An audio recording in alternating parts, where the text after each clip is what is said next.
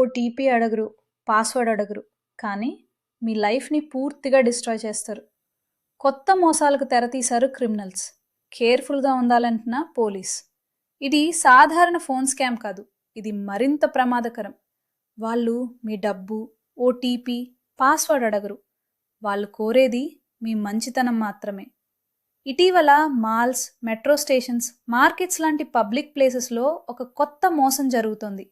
బాగా డ్రెస్ వేసుకున్న middle age వాళ్ళు లేదా వృద్ధులు ఇలా అంటారు: నా ఫోన్ వాడటం రాదు, పెన్షన్ చెక్ చేయాలి, ఒక్కసారి హెల్ప్ చేస్తారా? మీరు మంచిగా హెల్ప్ చేయాలని ఫోన్ మీ చేతిలో తీసుకుంటారు. అసలు ప్రమాదం అక్కడి నుంచే మొదలవుతుంది. ఆ ఫోన్ అప్పటికే వీడియో కాల్లో ఉంటుంది, లేదా రికార్డింగ్ ఆన్లో ఉంటుంది, లేదా ఫేస్ రికగ్నిషన్ పర్మిషన్స్ ఇచ్చుంటుంది.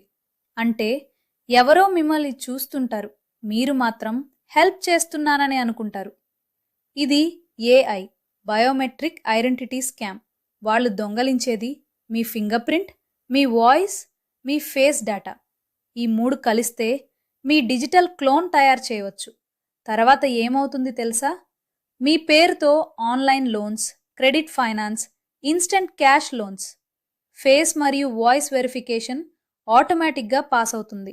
మాత్రం 30 నిమిషాల్లో మీ పేరుతో లక్షల అప్పులు తీసుకుంటారు. మీ డబ్బు పోదు, కానీ మీరు అప్పుల్లో మునిగిపోతారు. గుర్తుంచుకోండి ఈ 3 రూల్స్. పరిచయం లేని వ్యక్తి ఫోన్ ఎప్పుడూ తీసుకోకండి.